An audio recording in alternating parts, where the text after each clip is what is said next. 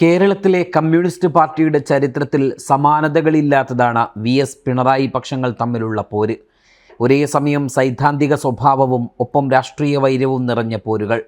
ആശയസമരം എന്ന് അറിയപ്പെട്ട പോര് 2005 മലപ്പുറം സമ്മേളനത്തോടെയാണ് പൊട്ടിത്തെറിയിൽ എത്തുന്നത്.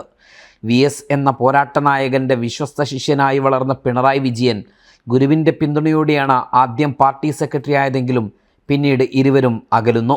രണ്ടുപേരും താഴേക്കിടയിൽ നിന്ന് വന്ന പിന്നോക്ക വിഭാഗത്തിൽ നിന്നുള്ള നേതാക്കളാണെങ്കിലും മാറിക്കൊണ്ടിരുന്ന പാർട്ടിയുടെ old school versus new school അഭിപ്രായ വ്യത്യാസങ്ങളാണ് ഇരുവരെയും അകറ്റിയതെന്ന് പറഞ്ഞാൽ അത് കള്ളമാകില്ല. ഏറെക്കുറെ പാർട്ടിയിൽ പിണറായി ചേരി ശക്തിപ്പെട്ട അക്കാലത്ത് മുഖ്യമായും അന്തരിച്ച പ്രൊഫസർ എം.എൻ. വിജയൻ ഉൾപ്പെടെയുള്ള പ്രഗത്ഭർ വി.എസിനൊപ്പം അണിനിരക്കുന്നതും നാം കണ്ടു. ഒരു വേള കേരളത്തിലെ മാധ്യമങ്ങൾ പോലും പ്രത്യക്ഷത്തിൽ രണ്ടിലൊരു ചേരിക്കൊപ്പം നിലകൊള്ളുകയും ചെയ്തെന്ന പ്രതീതിയുണ്ടായി. മാധ്യമ സിൻഡിക്കേറ്റ് എന്ന് പിണറായി വിജയൻ ആക്ഷേപിക്കുകയും എടോ ഗോപാലകൃഷ്ണ എന്ന മാതൃഭൂമി പത്രാധിപരെ പേരെടുത്ത് വിളിച്ച് അപഹസിക്കുകയും ചെയ്യുന്ന സ്ഥിതിവിശേഷമുണ്ടായി. ഉദാരവൽക്കരണ ആഗോളവൽക്കരണ നയങ്ങൾക്കും കോർപ്പറേറ്റുകൾക്കുമെതിരെ കടുത്ത നിലപാടാണ് വി.എസ്. എന്നും സ്വീകരിച്ചത്. എന്നാൽ മാറിയ കാലത്തിനനുസൃതമായി ഇവയോടെല്ലാം തുറന്നതും ഉദാരവുമായ സമീപനം മതിയെന്ന പാർട്ടിക്കുള്ളിലെ പ്രബല വിഭാഗത്തിൻ്റെ നിലപാട് ഒരിക്കലും വി.എസ്. അംഗീകരിച്ചില്ല. ഈ വിഭാഗത്തിൻ്റെ പ്രതിനിധിയായി പിണറായി അവതരിപ്പിക്കപ്പെട്ടതോടെ സ്വാഭാവികമായും പാർട്ടിയിലെ ഭിന്നതയുടെ ഇരുഭാഗത്തു നിന്നുമായി പിണറായിയും വി.എസും പ്രതിഷ്ഠിക്കപ്പെടുകയാണ്. ആശയസമരം എന്ന നിലയിൽ രൂപം കൊണ്ട് ഈ ചെറിയ അഭിപ്രായ വ്യത്യാസം പിന്നീട് സൈദ്ധാന്തിക തലത്തിൽ നിന്ന് മാറി പാർട്ടി പിടിച്ചെടുക്കാനുള്ള തലത്തിലേക്ക് മാറിയതോടെ പോര് പരിധി വിട്ടു. 2001 വി.എസ്. പ്രതിപക്ഷ നേതാവും പിണറായി വിജയൻ പാർട്ടി സെക്രട്ടറിയുമായ കാലത്ത് ഈ പോര് പ്രകടമാവുകയും ചെയ്തു. വലിയ ജനകീയ വിഷയങ്ങൾ പാർട്ടി താൽപ്പര്യം മറികടന്ന് വി.എസ്. ഏറ്റെടുത്തു. കേരളത്തിലെ സമരങ്ങളുടെയും ഇടതുപക്ഷ ചേരിയുടെയും ജനകീയ മുഖമായി വി.എസ്. അവതരിപ്പിക്കപ്പെട്ടതിൻ്റെ ഗുണം അദ്ദേഹത്തിനും ലഭിക്കുകയുണ്ടായി. 2006 2011 എല്ലാ എതിർപ്പുകളും മറികടന്ന് സീറ്റ് ലഭിക്കാൻ കാരണമായത് ഈ പിന്തുണ കൊണ്ടായിരുന്നു. നീട്ടിയും കുറുക്കിയും ഹാസ്യം നിറച്ചും എതിരാളികളെ തിരഞ്ഞുപിടിച്ചാക്രമിക്കുന്ന വി.എസിൻ്റെ പ്രസംഗശൈലിക്ക് പാർട്ടിക്കുള്ളിലും പുറത്തും വലിയ ആരാധകരുമുണ്ടായി.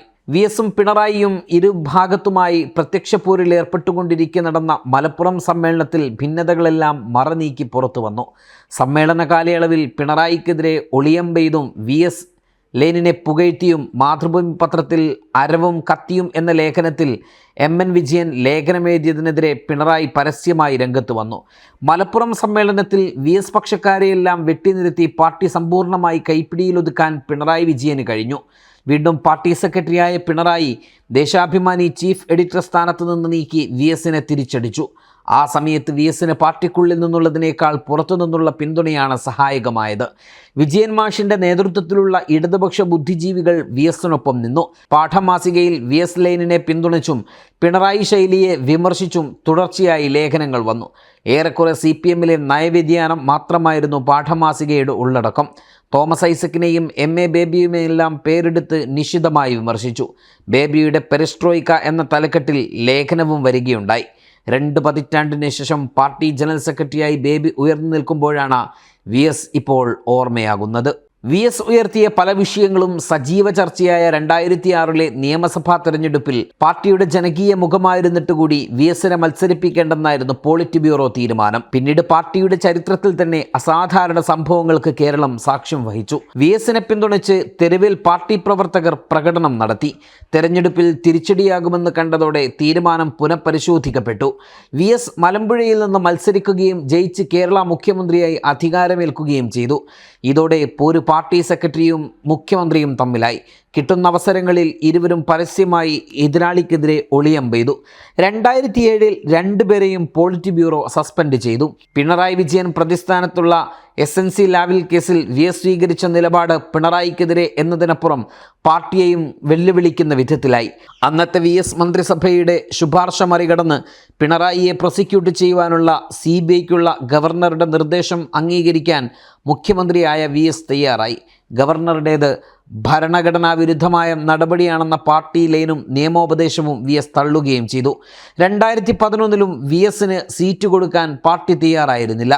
എന്നാൽ വീണ്ടും സീറ്റ് നൽകി അദ്ദേഹത്തെ മത്സരിപ്പിക്കുകയായിരുന്നു. 2012 ടി.പി. ചന്ദ്രശേഖരൻ കൊല്ലപ്പെട്ടപ്പോഴും വി.എസ്. പിണറായി പോരിന് കേരളം സാക്ഷ്യം വഹിച്ചു.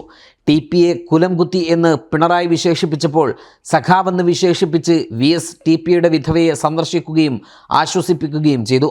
നിർണായകമായ നെയ്യാറ്റിൻകര ഉപതെരഞ്ഞെടുപ്പ് ദിവസം തന്നെ VS ആ സന്ദർശനത്തിന് തിരഞ്ഞെടുത്തു.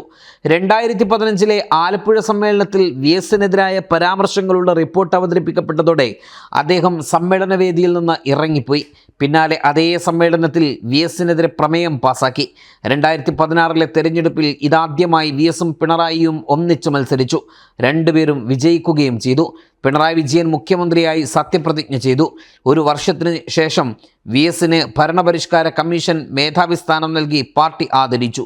എന്നാൽ അപ്പോഴേക്കും പ്രായം VS-ലെ പോരാളിയെ തളർത്തിയിരുന്നു. പതിറ്റാണ്ടുകൾ നീണ്ട പോരിന് അയവ് വരികയും ചെയ്തു. വിഭാഗീയത സംബന്ധിച്ച വാർത്തകളും റിപ്പോർട്ടുകളും നിലക്കുകയും ചെയ്തു.